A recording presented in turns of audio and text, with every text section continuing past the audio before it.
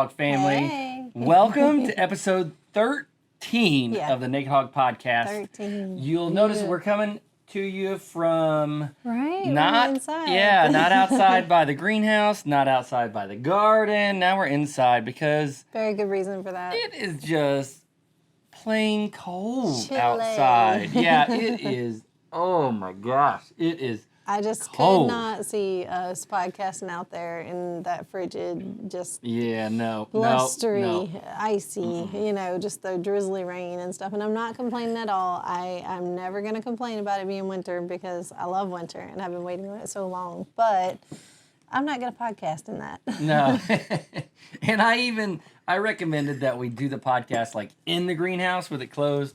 But nah, she put a stop to that one. She's like, nope, honey, I am not. Isn't this a better idea? Yeah, and it is. She's right. It is a much better idea. What are you drinking, baby?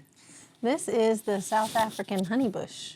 Honeybush. South African honeybush. That's what I made for you, too. It's good. It's good. It's kind of, we drink a lot of rooibos.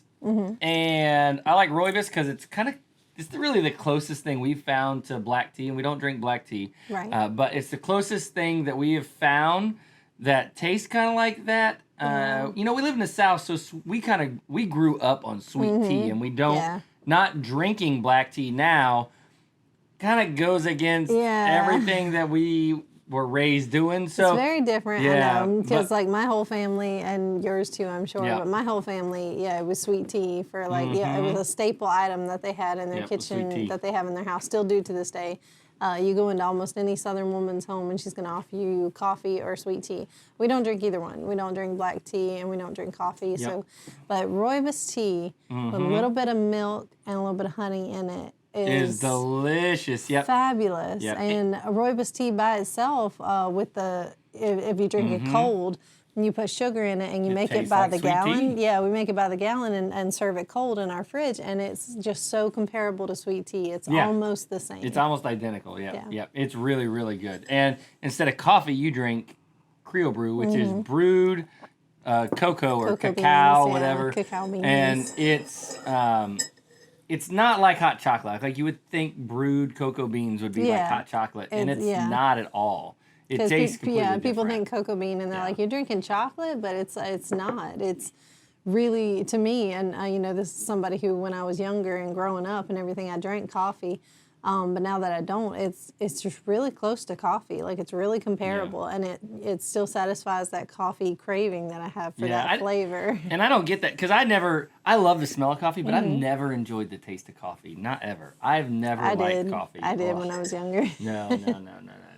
But the brewed cocoa beans, those are really good. I like getting the ones that are roasted really dark, and so they have that bitter component, and it's that rich, and dark they still flavor, got that kind of fruity, nutty component to it with a little bit of that chocolate hint. Really good. If you guys never tried brew cocoa, order it. If you go online to chocolatealchemy.com, I think is maybe the name. If you just Google chocolate alchemist, the site will come up. He has really, really good roasted cocoa beans. If you want an easy solution, just go to Amazon and look up Creole Brew. That's another brand. That's where I get mine, is Amazon. Yeah. So I just look it up on Amazon and get Creole Brew. But I'm a little more snooty, I guess you could say, and picky about the brewed cocoa that I drink. So I like to order the beans from Chocolate Alchemist online. It's really, really good. And he does like specialty roasts on it and stuff. Really, really, really good. These flowers, guys, are so flowers. pretty. You like my little flowers? So guess who gave me those? It was little Miles, our son Miles. He's 6, but came inside from his adventuring journey. He had packed him a backpack. He was going in the front yard on an adventure to go through the wild jungle or something like that. And he took a notebook with him, didn't he? Yeah, he took a little journaling notebook. He came back and showed me. He drew a bug that he saw. He drew the grass that he saw. He turned the pages, and he journaled on everything he saw on his adventure. And he also pulled the flowers out of his backpack and said, "These are for you, Mommy." So he thought about me. He loves bringing you flowers. He thought about me. It was so sweet. His wife is gonna love him because we didn't teach He him is. to do it. I won't say that. You know, when he was really little, I would pick a flower and say, "Go give this to Mom." But I was about to say we did teach him to do that because you were just like him. He's a marshmallow. Did you tell him to go like do the journaling thing, or was that just like on his own? He just decided. He pulled out his little backpack at the beginning of the day after he got dressed and ready to go play and everything. Pulled out his backpack and said, He looked around and he said, "What shall I bring on my journey?" And I said, "What shall you bring?" He goes, "Yeah, I have to think about what to put in my backpack." I said, "Okay, well, let's think about it." And he said, "I want this, and I want this." And he started walking around just adding random things that he thought he might need: magnifying glass, flashlight, just random things. But found his little journal and said, "Oh, I'll need that," And I was thinking, what will he need it for? But he journaled during his journey. Everything he did. That's interesting. Yeah. And he showed me a map afterwards. Later in the day, he showed me a map that he drew of where he went. Yeah, and he drew the clay piles outside and the house and. He's a bit of a wanderer and an adventurer. Yeah, Our son. He is. And speaking of him, we have a Nerf dart right here sitting next to us on our. We got a little banana holder here. That I hate this thing. I don't put bananas on this. I hate this thing. I want to throw it away. I don't like bananas. I don't get it. He doesn't like. I don't like this thing at all. What do you do when you get down to one banana and no one's eating it? You lay it on the bottom of the banana holder, I guess. I'm not a fan. But we keep it because y'all like it. But Miles thought of a creative use for it. It's a dart holder. Oh, wow. A single dart holder. A single dart holder. That's just in case you need one. Yeah. And you run out. He's going to know where that one is. He's going to run go get his little single Nerf dart. He's gonna know where that one is. In our house, you have to watch out for flying Nerf bullets. You really do. It's like... It's all hands on deck. You got to watch out because a Nerf bullet might come flying across and hit you at any random moment. You're not expecting. So before we get into what you want to talk about today, you want to show them what we got in from Haas? Because I don't think you've seen what we got in from. Well, you saw some of what we got in from Haas today. I saw you playing with it out of the box. But, here we'll move this flowers. I'll go grab it real quick. Yep. I haven't seen all of them. I've seen like one. Yep. All right, so got to walk in front of you guys. Excuse me. All right, so we'll show them the small ones of these because I'll bring the big one over. I guess I don't know how he's going to manage this. He wants to show you the big one, but I don't know how he's going to manage this. Yeah, I don't know how. Y'all see this? This is the cute little grow bags. Yeah, and they're called root pouches. Yeah. And so that's like a little half-gallon root pouch. And for those of you listening, you can go on hosstools.com and check out and just search for root pouches, and you'll see them pop up, so you can see what we're talking about. But they're just these awesome. And this is like good material. Pouches. Yeah. And so I'm pretty sure if I remember all this is all made with recycled plastic. Nice. It's made with recycled bottles.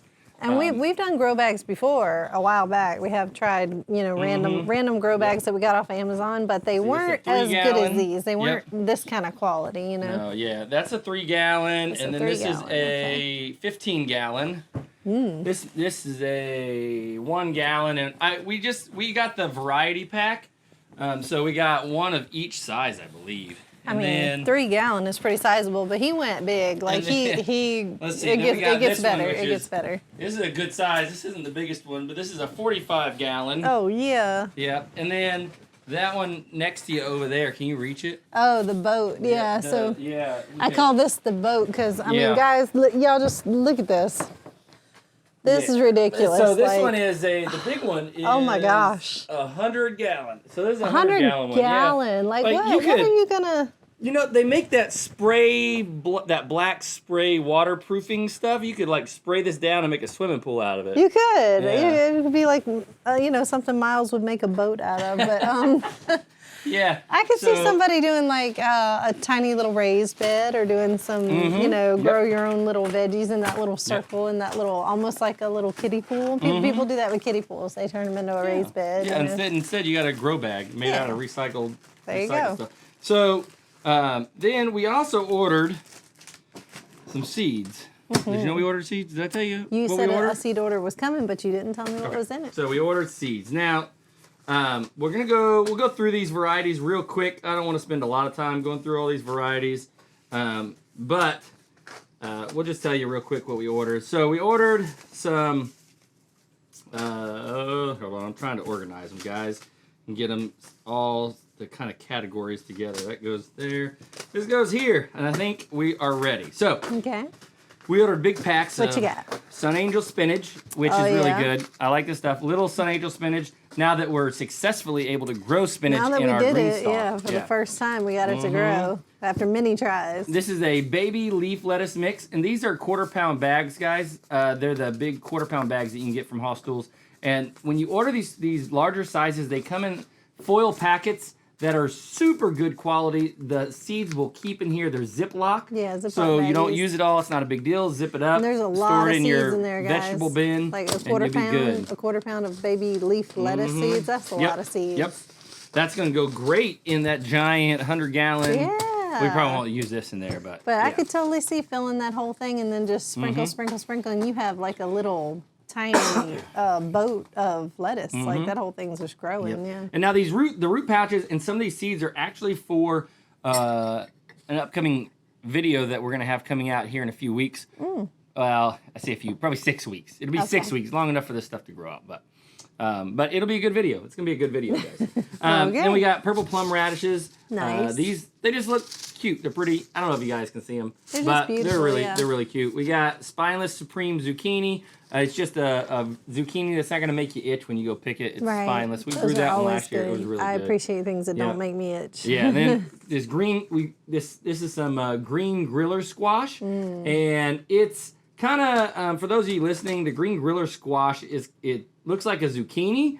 Except it's not long and slender. It looks almost like the shape of an eggplant. It does, yeah. So it's nice and really round good and meaty and solid. But and you just slice it in half if any put of it on the you grill. have ever grilled squash, I know that's. Oh, so good. I don't know if that's a southern thing or if that's like kind of universal all over the U.S. I don't know, but for anybody who has grilled squash, you know what I'm talking about. Yeah, that's so savory, good flavor. Yep, some olive oil, salt, and pepper, and you just stick it. Oh, changes the entire just way you see squash. You'll fall in love with that. Yep. And then golden zebra squash, which also we've grown before and really liked it. It was really good. I remember that, yeah. Now, the next ones that we have, these are actually kind of multi-purpose. So these are going to be, some of them be for us, but some of them were actually growing out for Jason and Brooke and Mary Carl over at Cog Hill Family Farm. For you, Brooke, and you, Jason. So they don't have anywhere to grow any plant starts right now. So this is going to kind of just, it's just a way that we can kind of help them out and help them kind of get started on their spring and summer garden.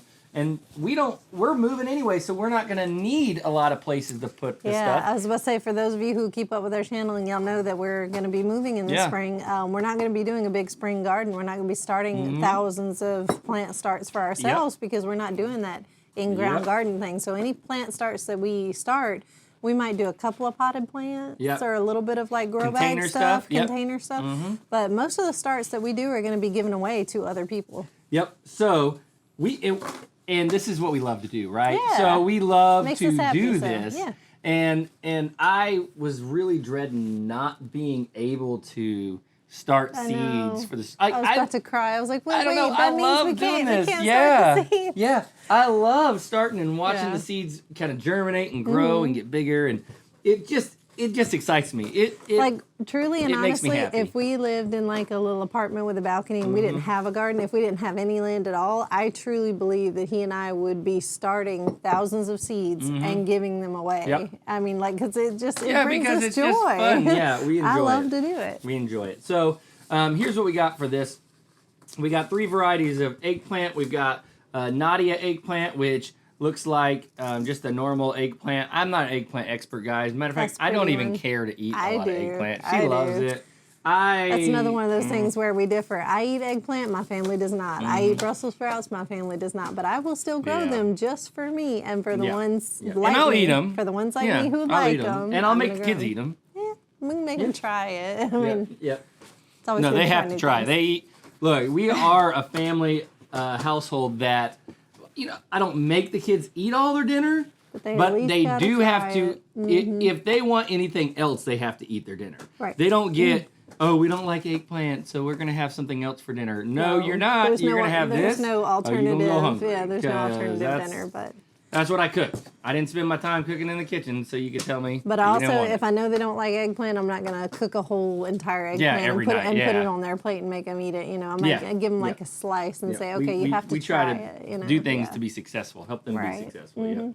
Then we got this Palermo eggplant, which actually looks cute. They look like, I don't know how big they really will end up being, but they look cute. They're little that is adorable. I don't know, like little ball like that maybe. Yeah, it's like a baby eggplant.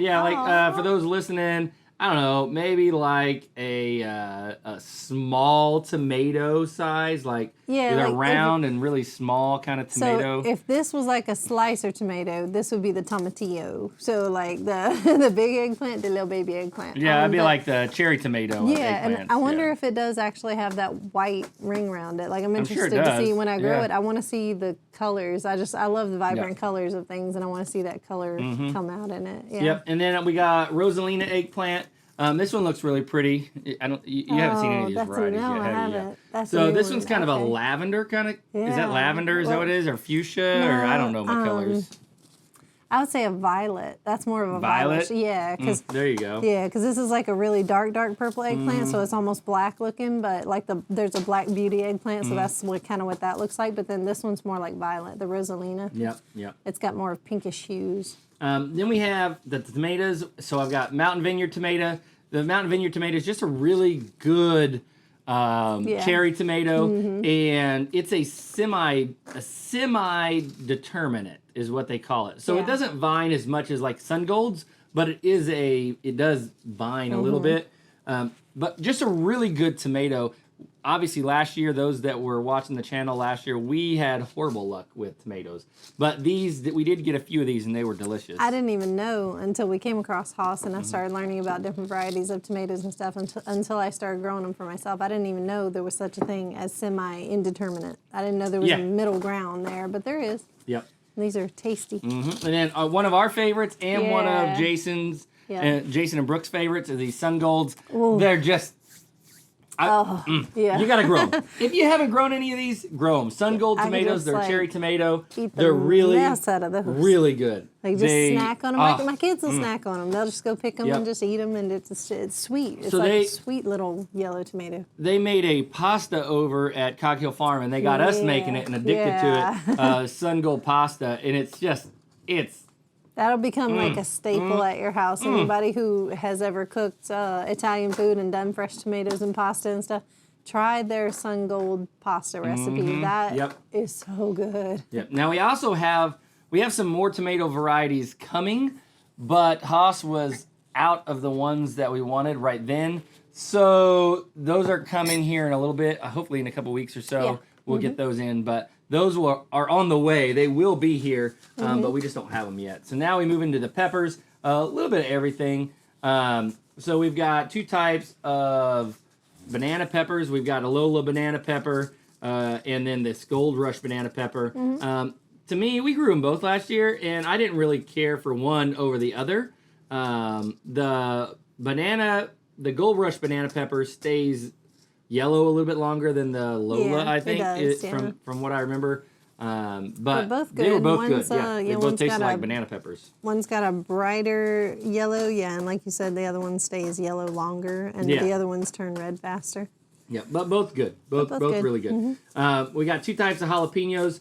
Jason told me that they wanted to grow some jalapenos, but I didn't really ask which ones he wanted to grow, so I just ordered a couple because, I mean, you can't have too many jalapenos. No. Our kids would argue that. They don't really care for jalapenos, but I like some spicy peppers. It's the rare kid that will actually like jalapenos or peppers in general. It's a rare kid. So we got the jalapeno pepper, And we got just normal jalapeno pepper, and then we got the Colossus jalapeno pepper, which is like its name sounds. It's just bigger. It's just a big, so it's gonna be better for stuffing and things like that. You just get a lot more of that cream cheese in there. I personally don't eat a lot of peppers in my life, like hardly any. Don't. I don't like really to eat peppers. It's just not my favorite vegetable. But I love to grow them. For some reason, that's one of my favorite plants to grow, and I can grow them well. I'm actually good at it, and I love to do it. I just don't like to eat that much peppers. That's how I feel about eggplant. Yeah. I love to grow it. It's pretty. I don't want to eat it. So you grow it, and I'll eat it, and I'll grow your peppers, and you'll eat it. Yeah. Except what she does, she forgets that I'm the one that cooks most of the time. Yeah, so yeah. she eats more peppers than she knows. Probably. Yeah. But don't tell her. All right. And then the last pepper is Gypsy Peppers. And these are just a sweet pepper, and they're just good. They're just a good sweet pepper. They're good. They're not too big. Now, there are some like sweet snacking type of peppers that I have, gone through the garden, and I just picked them and just took a bite and started eating them. Every now and then I will eat, a sweet pepper. And look, I like this sticker. It says "Good chives only," Oh, like good vibes it. only. Yeah, good chives I love only. it. Yeah, I like that. Good chives only. Good chives only. That must be new. Well, I don't know. I haven't seen what they've been sending out in their boxes lately, so I don't know how new it is, but it's got to be fairly new. That's cute. Yeah, that's cute. That's really, really cute. All right, good deal. So that's our order. That's what we got from Hoss, guys. Okay. That's what we got. I like it. I like it. I like it. I love it. Yeah, that gives us a good plan for what we're doing, what we're starting. So I think we've talked about this before, when we talked about what we put in our raised bed and stuff. But these root pouches kind of leads me to this point. What are you planning on filling these root pouches with? So what I found does best through my experimentation is you got to put some of our goat stuff in it, our goat manure, some of that barn mix from, barn goodness. Yeah, barn goodness. I put some stuff that I've gotten from like the compost pile that came from cleaning out our chicken house and our chicken area, and it composted down for a while, and then I used it. But nothing really works as well as our goat manure. Like that just really does something for the plants. Yep. And if you're watching this podcast, when you get done watching, head over to our main channel, and you'll see our most recent video with the girls. They took the goats on a walk recently. They went on walkabout with some friends. Yeah, and it was interesting. I don't want to give too much away, but it definitely did not go as planned. That was so funny. Yeah, they had an interesting time doing that. And I love our goats. I think, we love all the animals that have ever been on our farm, and I have a special place in my heart for like chickens and my milk cow, but I think really our just favorite and most enjoyable farm animal that we've ever had has been the goats. I think that's really, when people come visit, they're kind of like that's the thing that like is mind blowing to them is goats. Like the chickens are fun and they like chickens, but lots of people have chickens. Though, but they come out and they're like, oh, you have goats? Can I pet one? Yeah. Can I touch one? Yeah, wow. Yeah, and there are this is the South, and we have lots of people that do own goats, but normally you see them running in a pasture, or they're off in a field, or you can kind of watch them from afar. At least around here. Yeah, and they're not exactly. You don't see much of them like coming up to you, like or being like more on a pet basis, but ours are like really snuggly, and I guess we've just worked hard to make them that way. But we go up to them, they're like crying for us, reaching for us, trying to get to us, wanting to be petted. They're like these are personable goats, like they love kids, they love people, they love to just sniff all over you, and just. Yeah, I like it that way. I want it to stay that way, and just like you said, when guests come over, they're always like, "I want to pet the goats," and I'm like, "Go ahead, just it's gonna be fine." The worst thing that happens, they just like nip your shirt or your skin because they're tasting on you. As long as they don't, you just have to be careful to tell them don't stick your fingers. Yeah, out don't stick your fingers in their mouth. They got some teeth on them. They do. They take your fingers off, but yeah, these are like the sweetest, most snuggly animals. Just to me, they're on the same level as like having a dog in the house, like a household pet. These are like... You would have the goats in the house.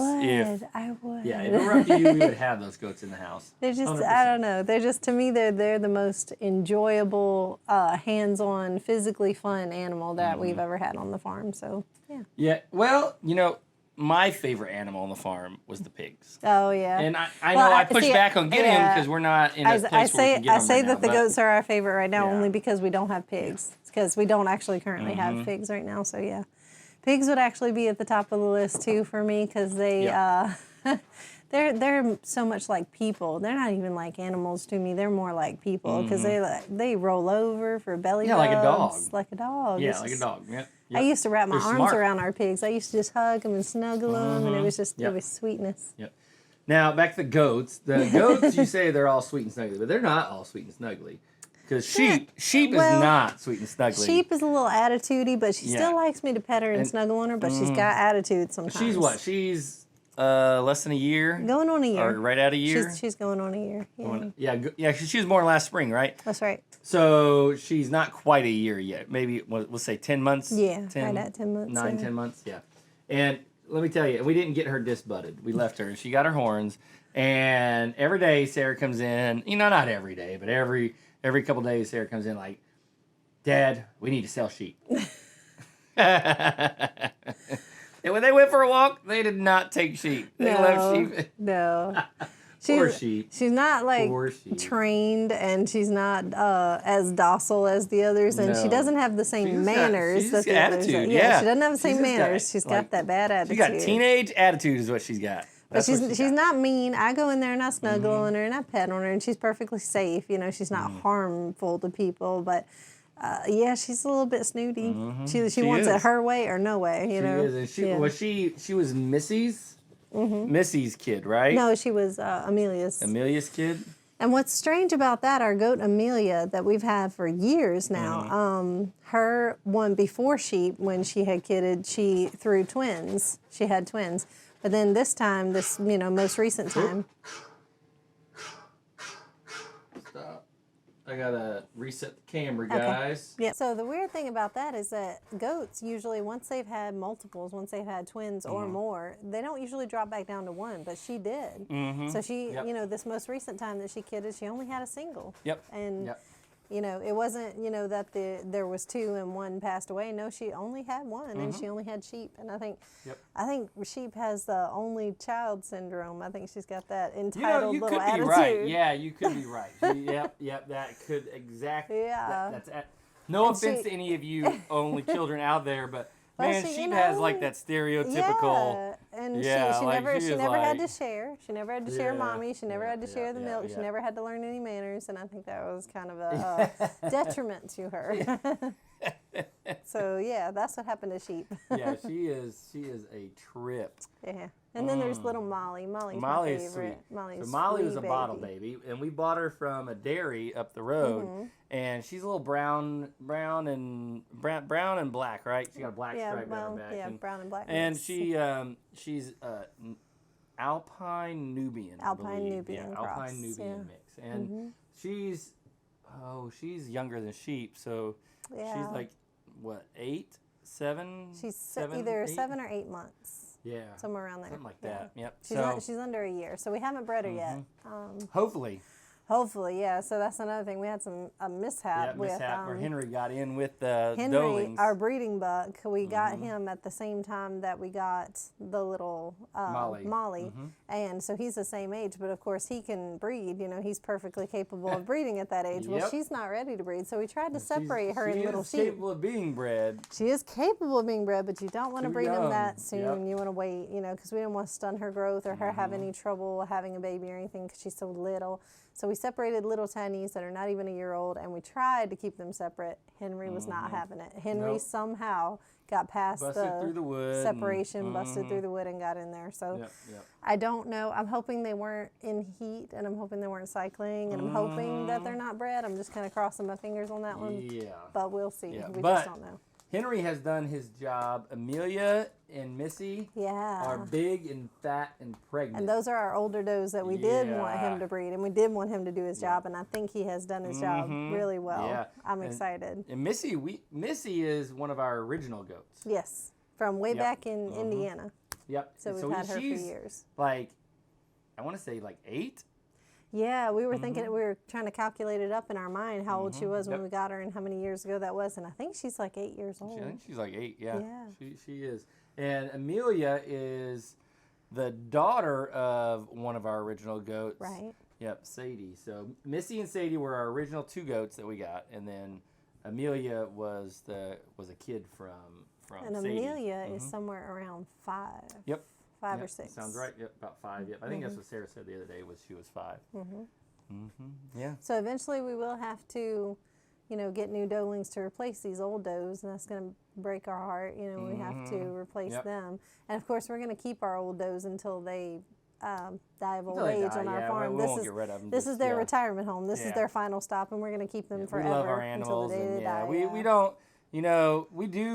We do raise animals for meat on this farm sometimes, but for the most part, like our animals, we love them. Our chickens, we don't get rid of them just because they're not laying anymore. They stay here until they die of old age, or sickness. And we call them great grandmama chicken. We've had several that have spent their whole life on this farm, and they died of old age. Those chickens did. They just passed away peacefully in their sleep. Yep. And, I think that's the way it should be. I think that's them living their best farm life. Yeah, just living their best life in general. Happy retirement home. Yep. And the goats we use for multiple reasons. We love having goats. Obviously, we love the animals, but we also use them for milk. Yeah. Goat milk is delicious. If you haven't had goat milk, you should try it. Don't go to the store and get it. No. Go to a small local farm, or just go to someone who's not a dairy farm. Right. Go to an actual someone down the road that has goats that they milk. Yeah, we're not talking about commercial dairy, just somebody that has dairy animals or runs a small, dairy operation. And just try it. It's good. It's delicious. It's very clean. It doesn't taste goaty. No. It does depend on the breed of goat you have, but and some goats have higher butterfat content. Yeah, some have higher butterfat content. And some's going to be more creamy or whatever, but it shouldn't taste bad. Nasty, it's not supposed to taste nasty. So, it depends on what you feed them, depends on the clean process and everything. But if it's done right, it shouldn't be a bad experience. No, it shouldn't. It's really, really good.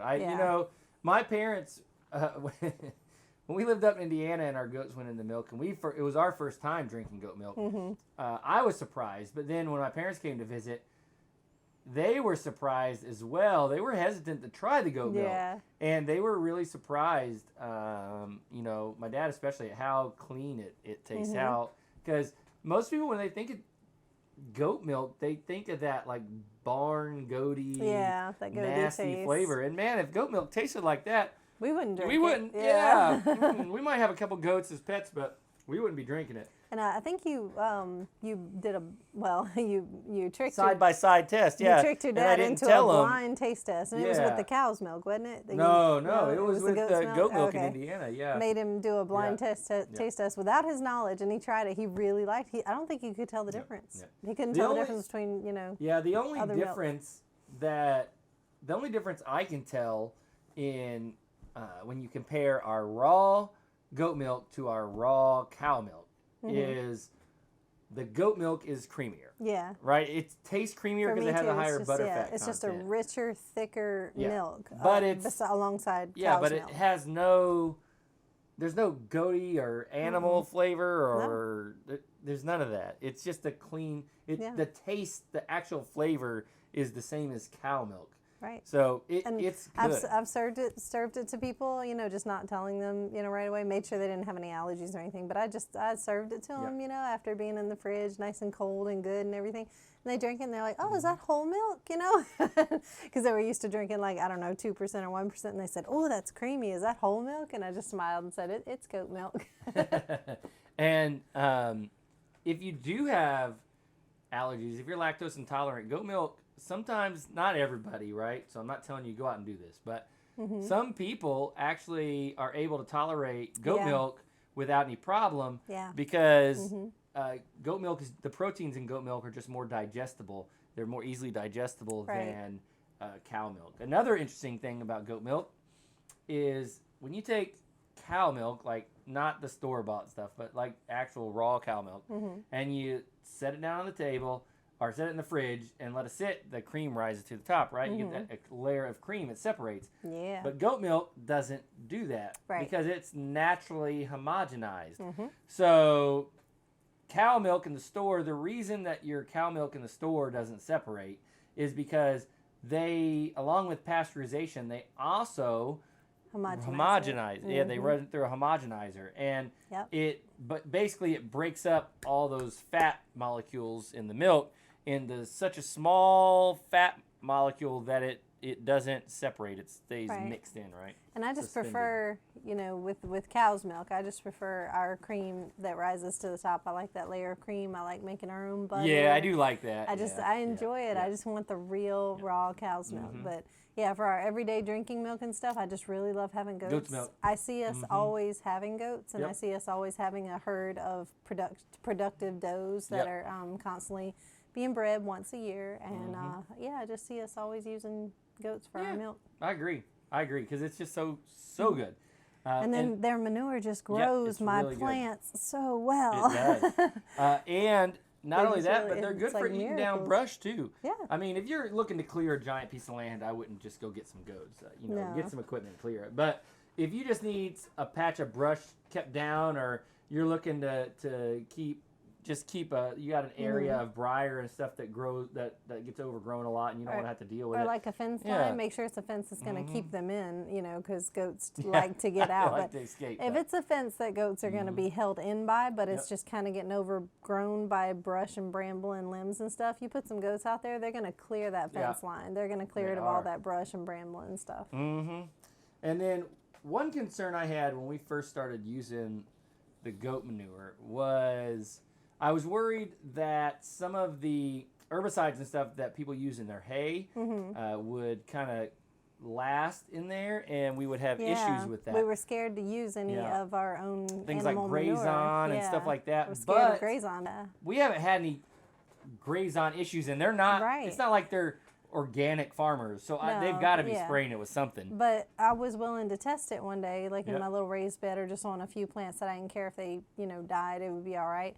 So I was willing to test it one day. So the hay that I knew they had been eating on and everything, I took that animal manure and put it on those plants, and they didn't die. They actually did better. Like it was just, and that proved to me that whatever chemical they're using is not going to transfer onto my plants. Not going through. Now, it's fine. I'm not saying Grazon people will never have issue with things like that, but yeah, you got to be careful. We didn't have any careful, issues. Yeah, we haven't had any issues. I was just thrilled that we didn't have that Grazon issue, that we didn't have that problem of it killing our garden. And it could be that our hay source isn't they're not using Grazon, but I don't know.